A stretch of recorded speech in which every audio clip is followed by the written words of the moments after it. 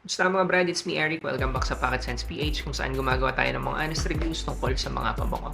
Sa video na to, bibigyan ko kayo ng listahan ng mga pabango na bagay sa ganito kainit. Nagpo 46 degrees pala tayo. So, sobrang init. Itong mga pabango na to, mas bumabango habang pinagpapawisan ka. So, very suitable talaga sa weather natin ngayon. Naisip kong gumawa ng ganitong video kasi nag-shoot ako nitong mga nakaraang araw nung street battle at grabe sobrang init. Ang sakit sa ulo. Parang akong binugbog pagkatapos. Parang nanununtok yung init. So anyway, 16 to na pabango. Parang 15 lang dapat Yung pang 16 special mention ko na lang. So anyway, simulan ko na. Oops. In no particular order pala to. Hindi porke una ko sinabi yun yung best or hindi porke last ko sinabi yun yung worst. So pantay-pantay lang to. Basta lahat to bagay sa weather ng Pilipinas. Lahat to mas okay amoy yan habang pinagpapawisan tayo.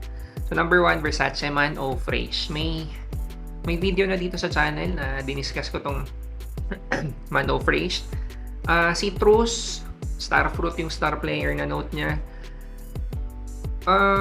Yung woods niya ang light lang.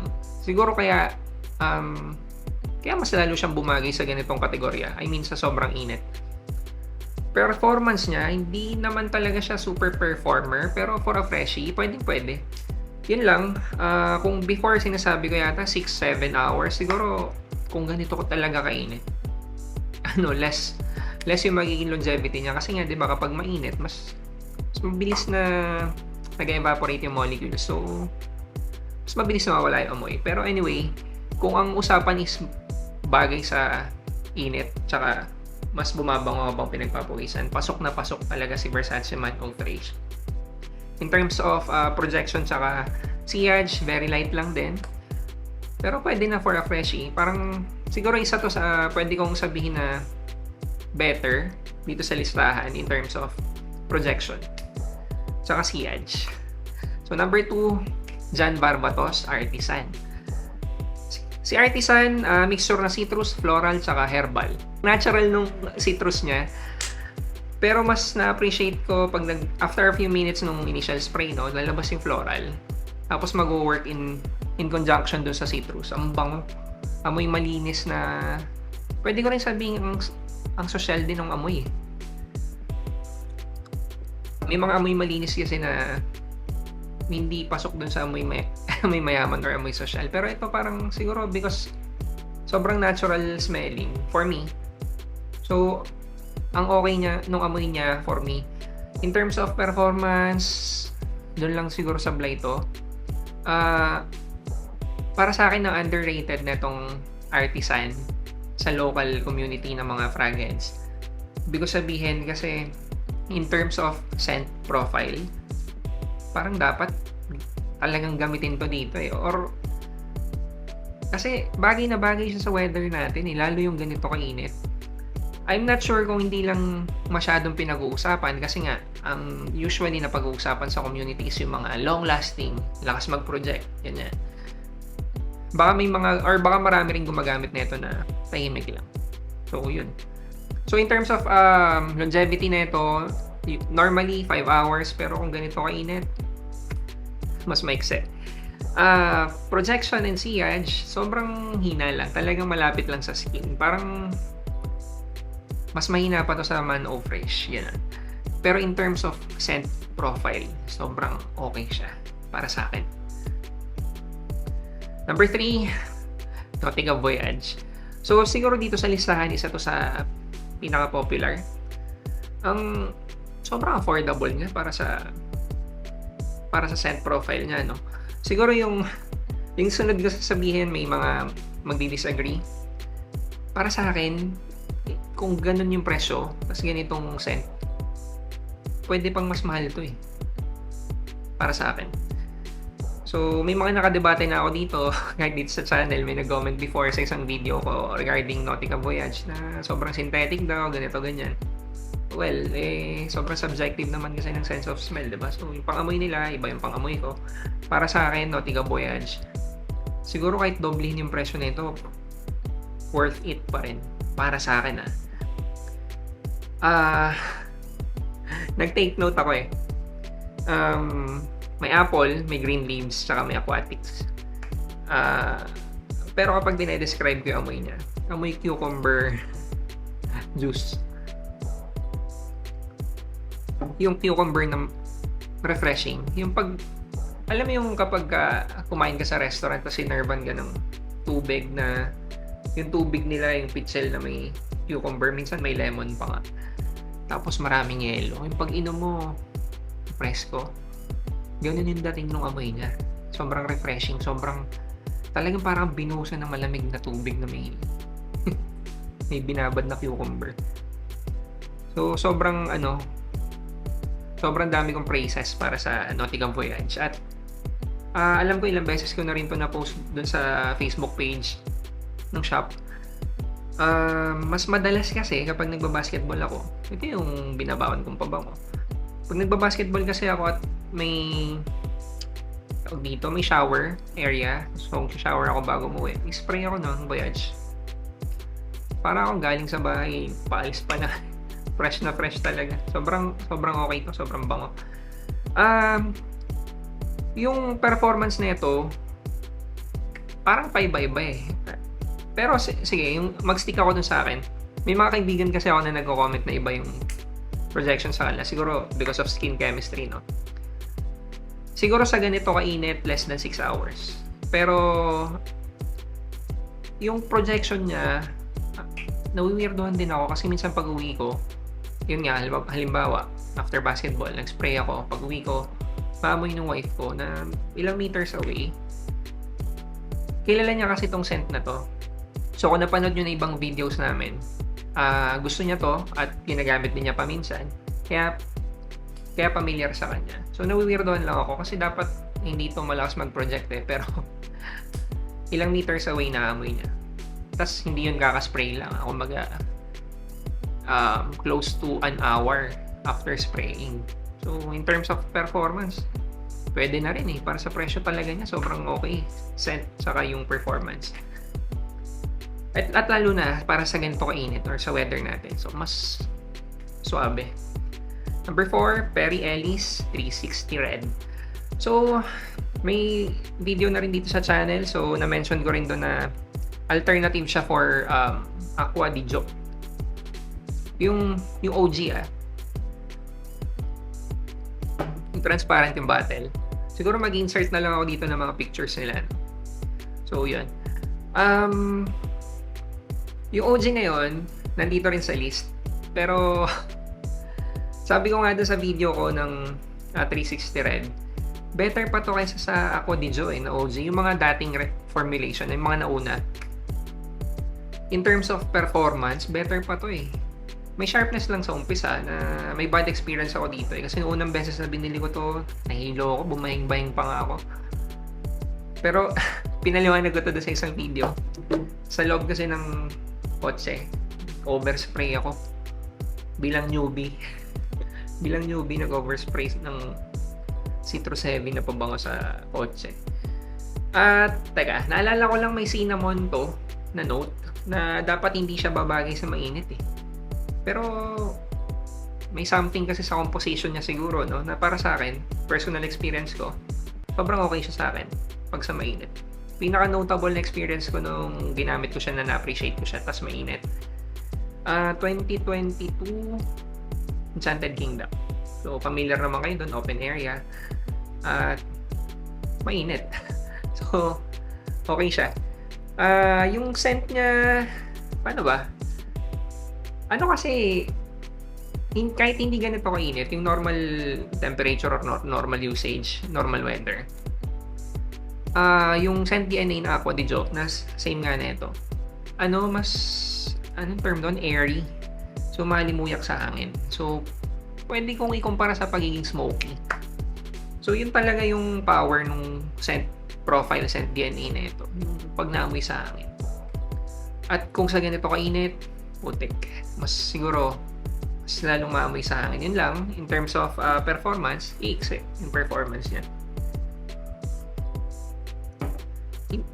Hindi super project, pero in terms of sillage, yun, siguro, Doon ko i-connect yung airy, smoky pagdating sa sillage. Naiiwan yung amoy na very pleasant.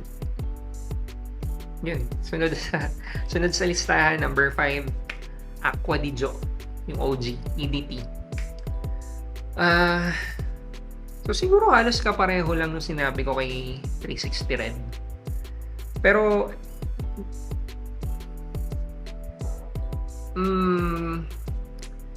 pangit kasi na-experience ko dito before, yung mga lumang batch. Ang hina, sobrang hina para sa akin. Scent profile, sobrang okay. Sobrang okay talaga. As in, gets ko kagad kung bakit ang dami gumagamit nito. Mga tito, mga tatay, mga ganong generation na. Hindi, yung kumbaga yung mas matatanda sa akin. Naalala ko yung tatay ng asawa ng classmate ko. Tatanong sa akin tungkol dito. Middle Eastern alternative. Kasi ito daw talaga yung pabango nung tito ng asawa niya. Pangit talaga na performance sa akin nito dati. Pero may mga nakausap ako recently, sabi nila, yung mga bagong batches daw, better performing. So siguro nga, hindi ko pa nasusubukan ulit eh. Pero kung ganun man, kung na-maintain yung scent DNA, tapos na-improve, kahit konti lang yung performance, sobrang solid to. Hindi ko siya nagustuhan dati kasi ang mahal talaga. Pag Acqua di Gio, on the pricier side yan eh. Tapos sobrang easy mo lang gagamitin kasi pangit performance. So kung na-improve nila yon, pwede. Sobrang pwede. Timeless classic talaga. Acqua di Gio. Yun. Acqua di Gio din yung next. Acqua di Gio, number 6, Acqua di Gio Profondo.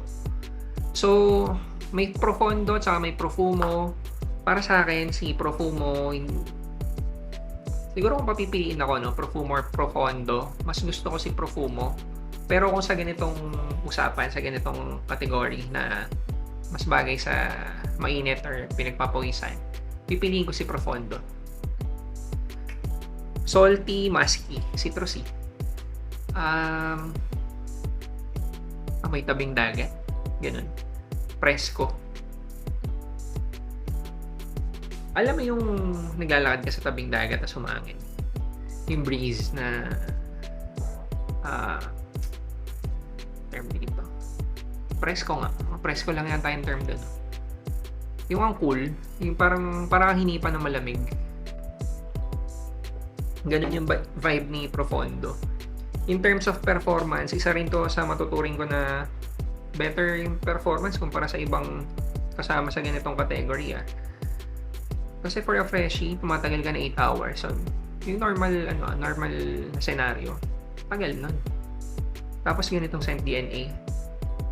Number 7, Dolce & Gabbana Light Blue o Intense Full Om. Classic pagka Dolce & Gabbana. Medyo nandun sa same category ni Profondo. Salty, citrusy, musky din. At isa to sa better in performance. Dito baka ito yung pinaka siguro dito sa list, isa siya dun sa pinaka long lasting, isa dun sa may better sillage tsaka projection. Kwento ko lang, na-mention ko na rin to before, isa sa reason kung ba't nag-start ako mag-collect ng perfume. Yung pinsan ko, ang gamit niyang pabango, Dolce & Gabbana, light blue, pero yung pambabae. Dati naamoy ko, malis na sila. Pero nakakala ko nandun pa sila kasi naiiwan yung amoy. Tapos sobrang pleasant. Sa mga nakakaalam sa inyo kumbaga kung naamoy mo na yung light blue. Alam mo na, sobrang pleasant yung amoy niya, diba? Parang, nung naamoy ko, nag-start na ako mag-collect. Unang nabili kong designer Versace Mano Fresh na medyo malapit yung amoy dun sa pambabae na light blue. So anyway, pricier ba to? Siguro konti lang. Dolce & Gabbana kasi. Pero para sa akin, value for money pa rin. Marami dito value for money talaga. Pero since Dolce & Gabbana to, pwede kong sabihin na isa siya sa mga pinaka worth it Scent profile, performance, sobrang solid. Kasi performer, tas ang ganda ng scent profile, diba? Similar sa Profondo, parang ka rin naglalakad sa tabing dagat na bumugay mong hangin, tas lamig. Next, number 8, Davidoff Cool Water. So, ako naman kung di mo alam to, sobrang tagal na nito. Ito yata yung pinakaluma dito sa list. Timeless, classic. Performance, pwede na, pero may mga sinasabi rin kasi na reformulation na hindi ko kayang backupan. Siguro yung mga older frag heads, baka kasi may mga nagamit sila before na better yung performance. Pero in terms of scent profile, sobrang fresh. Amoy bagong ligo lang talaga. Siguro isa to sa may pinaka-basic na amoy dun sa category na clean and fresh. Parang sabihin mo lang talaga amoy bagong ligo. Ganun. Yung alam singaw ng sabon sa katawan mo after mo maligo. Diba? Siyempre nakuskus man yan, nabanlawan mo na. Pero may naiwan na amoy. Para sa akin, comparable dun eh. Fresco amoy. Number 9, Versace Pur Homme. So, ito for me yung mas formal na version ng na counterpart ni Versace Man No Fresh. Si Versace Man No Fresh for me is mas casual. Si Versace Pur Homme for me is hindi naman super formal, no? Pero hindi na natin semi-formal. Kasi nai-imagine ko dito naka-white polo. Sige, pwede rin naman naka-white t-shirt. Basta puti. Puti talaga na-imagine ko rito. Kung sinabi ko kanina si Cool Water, parang amoy bagong ligo. Yung amoy ng sabon sa katawan after maligo. Ganon din. Comparable din yung... Hindi sila same ng scent DNA, no? Pero same feeling, same experience. Ganon. At very recent na isa sa sinut kong video, street battle. Although natalo kay Hawas. Yung mga feedback ng mga na-approach ko, minsan kasi kinakat ko na yung usapan dun sa mga babae na na-interview. Pero may mga feedback sila, yung mga pumili na ito over Hawas, na sinasabi nila amoy malinis. Amoy, yung isa, may nag-mention yata doon amoy social na amoy pogi. Kasi yung ganitong scent profile, nare-relate natin mga Pilipino sa amoy pogi. Minsan amoy mayaman yung term. Ganun. Pag clean and fresh, doon nare-relate eh. In terms of performance, hindi din ganun kalakas. Siguro same lang kay Versace Man No Fresh. Magkalapit sila.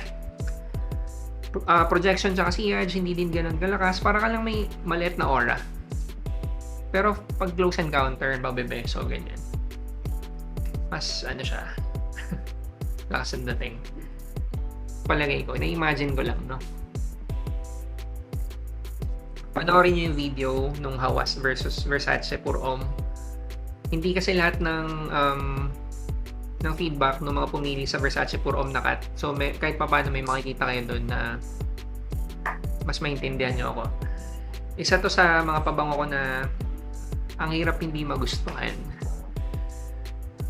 Considered ko na timeless classic din to. Yung, siguro kahit 50 years, 100 years from now, nandun pa rin to sa listahan ng okay na pabango. Number 10, Issey Miyake. Anong basa dito? Low Dizzy. Yun, dinig nyo naman siguro, no? Sa pa. Low Dizzy. Low DC pala yun. Yun, Issey Miyake, Low DC. So, citrusy, ang sharp na opening niya sa akin eh. Grabe. Parang, hindi naman sa ayaw ko siya, no? Kasi ako, hindi ako expert, lagi kong sinasabi yun. Pero matagal na akong gumagamit na perfumes, marami na ako nagamit. At nakaugalian ko na kapag magte-testing yan ng pabango, hindi pwedeng pag-spray mo, i-judge mo na. Dapat, palipasin mo. Kaya nga, hindi nga enough yung isang araw na ginamit mo siya. Dapat ilang beses mo siyang nagamit. Full wear. Sa clothes, sa skin. Hindi yung i-spray mo lang sa paper or dito. Yung halimbawa, nagpunta ka sa mall, nag-spray ka. Bango or hindi ko gusto. Hindi yun enough to judge. So, eto si Issey Miyake, masasabi ko na kung ganun yung gagawin ko, in-spray ko dito, inamoy ko, siguro baka hindi magugustuhan or baka magugustuhan pa rin pero dun sa mababa siya sa listahan. Pero kapag finulwear mo siya, or ako pag nung finulwear ko siya, yung bango netong lintik na to. I-mention ko na yung yuzu kasi nasa notes ko. Yuzu tsaka yung floral notes, yun yung nagbibitbit. Yung yuzu siguro yung pinaka-popular na note niya. Parang orange yun parang pongpan na yun yata yung nagbibigay ng asim. Citrus, sobrang citrus na ang sharp talaga, sobrang sharp. Tapos hindi siya katulad ng iba na citrus heavy pero a few minutes magta-transition. Para sa akin, sa experience ko, lagay nyo nga sa comment section kasi same tayo. Ang tagal. Medyo weird yung pagiging matagal nung sharpness niya. Na I'm sure maraming tao yung hindi magkakagusto. Pero once na nalagpasan mo yun, sa akin ganito experience ko. Nung nalagpasan ko yun, doon talaga yung parang shit, ang bango. Gusto ko. At naintindihan ko ngayon kung bakit. At kumbaga, nung nalampasan ko yung sharpness, naintindihan ko na kung bakit ang dami may gusto dito. Malakas din yung projection tsaka CH niya. Tawag dito. Longevity, okay din. For a freshie, sobrang tagal niya. I-mention ko na rin dito, ni-research ko na, no? Para clear. Issey Miyake, Japanese. So, Japanese brand siya. Pero yung perfumer na gumawa, na itong perfume na to is French. Yun. So, kung naghahanap kayo ng pabango, na freshie, na bagay sa weather natin, na bagay sa, na mas mabango habang pinagpapawisan, pero gusto mo nung mahabang performance, yung mahabang longevity, malakas mag-project, malakas yung CH, isa to sa option. Sa option na pwede mong piliin. Pero warning lang, initial spray, at least for me initial spray mo sa kanya, sobrang sharp. Yun lang. Number 11, Zara Vibrant Leather. Zara. Kapag ba Zara designer, di ba Zara parang mga rin to, mga clones. Okay. Favorite scent DNA ko, Aventus. Pero sobrang mahal nun. Kumbaga, realistic lang ako na parang hindi sulit. Sa dami ng alternatives sa ganung scent profile. Baka doon na lang talaga ako sa mga alternatives Pero bibili ako ng Aventus this year. Promise. So anyway, Vibrant Leather. Vibrant Leather. Ito yung pinakagusto kong perfume ng Zara. I don't know kung na-mention ko na before. Ang problema ko lang dito, or sa lahat ng Zara perfumes, yung performance. In terms of longevity, projection, sillage, ang Zara kilala talaga na hindi, kumbaga mababa dun sa mga kategorya na yun Pero yung scent ng Zara, ang quality. At para sa akin, ang the best na Zara Vibrant Leather. Kung gusto mo yung scent DNA ng Aventus, pero syempre kung gusto mo yung Aventus, alam mo yung Sidinim. Alam mo yung ibang alternatives for Aventus. Okay, kung gusto mo yon pero ayaw mo nung sharpness, ayaw mo nung masyadong matapang, masyadong malakas, lalo na yung initial na spray, sobrang okay na alternative to. Sobrang swabe na amoy niya. Scent DNA ng Aventus, pero lighter. Yun nga, balik lang ako, in terms of performance, hindi siya ganun ka-performer. So, kung gagamitin mo siya for one whole day, magbaon ka ng decant or baon mo yung bote.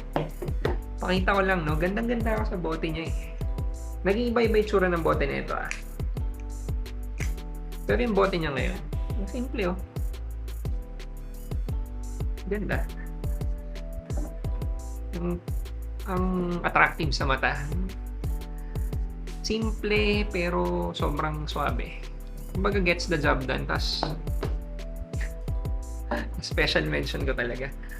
Kasi tingnan mo, pag tinayo mo sa flat surface, talagang nakatayo lang siya, hindi ka matatakot na uga-uga.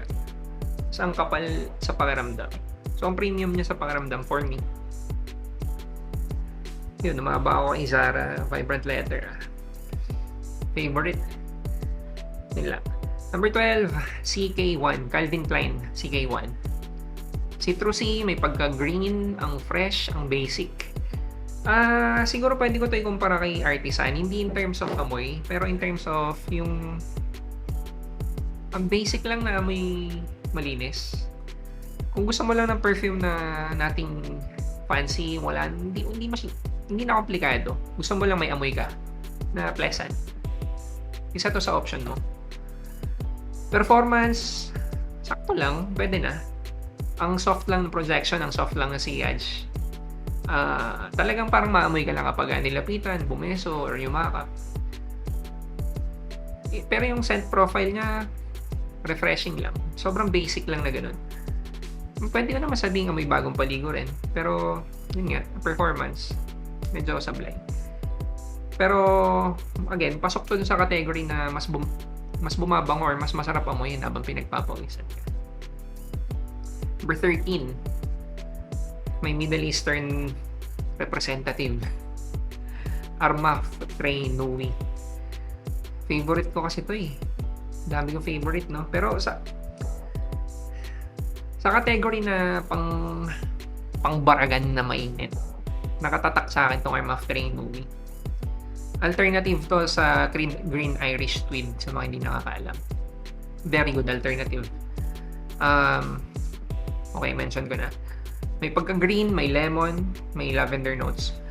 Ang elegant tsaka ang suabe. Para sa akin medyo ewan ko kung mali ako pero yung memory ko dun sa scent profile niya, medyo may pagka-linear na amoy malinis lang.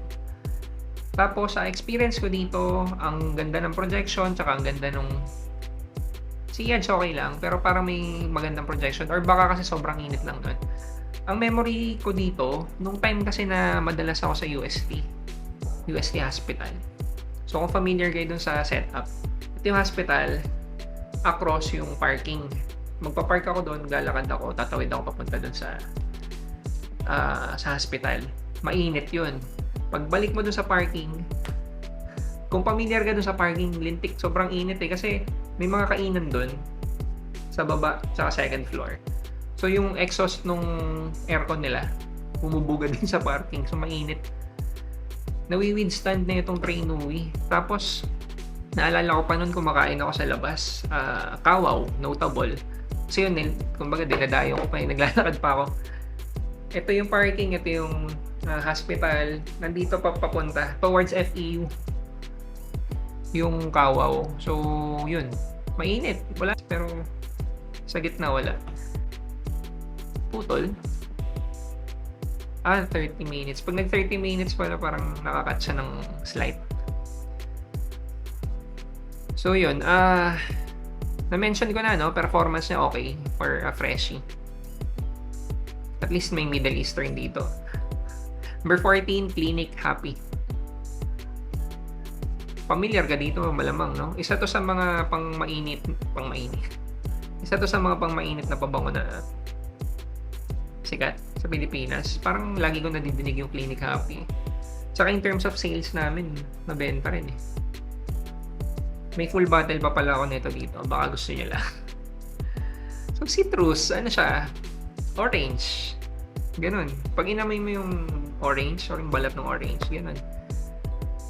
Ilagay mo yun sa ref, yung orange tapos saka mo amoyin. Parang ganun yung amoy ng Clinique Happy. So, very refreshing.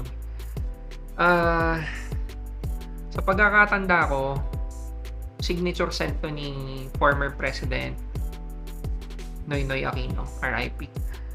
So, na-mention ko lang. Bigla ko naalala. In terms of performance, nasasablayan lang din ako sa performance na ito. Pero scent profile, isa to sa pinakamabangong fresh.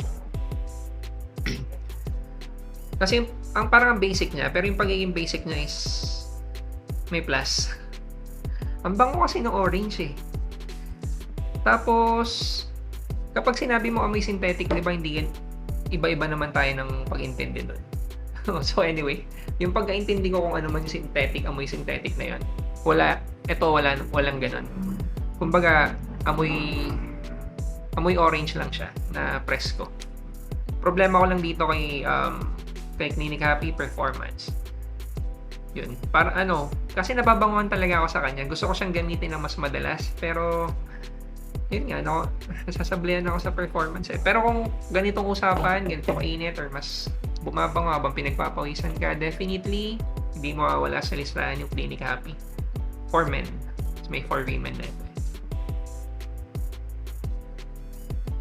Number 15, Coach for Men. So, eto, hindi ko pwedeng sabing underrated. Kasi isa to sa mga pinaka-popular, no, sa Pilipinas. May something sa Coach na whether pambabae or panlalaki, parang nalakas ng dating ng Coach. Iniisip yun in terms sa sales din namin at saka sa mga nagtatanong. Pagka Coach, siguro yung branding din. Kasi may may wallet, may bag. Siguro pina-partner. Juicy Pear Citrus Musky. May amber siya sa dry down, pero siguro hindi na overpower nung pagiging matamis yun. May ibang facet nung scent profile. Lamang yung pagiging malinis. Musky. Ganun. Pagka nadidinig ko or pagka nakikita ko Coach for Men, amoy malinis na mayaman. Coach eh. Problema ko lang din dito, performance. Kasi for the price, parang kuha na lang ako na iba. Price versus performance. Tas scent profile niya kasi for me, nothing fancy kung ganitong presyo. So, yun. Hindi naman siya super duper mahal, no? Pero siguro may bias lang ako against dito. May mga iba akong pipiliin kaysa sa kanya. So, naka 15 na tayo. Yung gusto kong special mention, Mueller Cologne. Kasi si Mueller Cologne lang yung cologne dito. So, kung hindi ka familiar dun sa oil concentration, magkakaiba kasi ng oil concentration. So,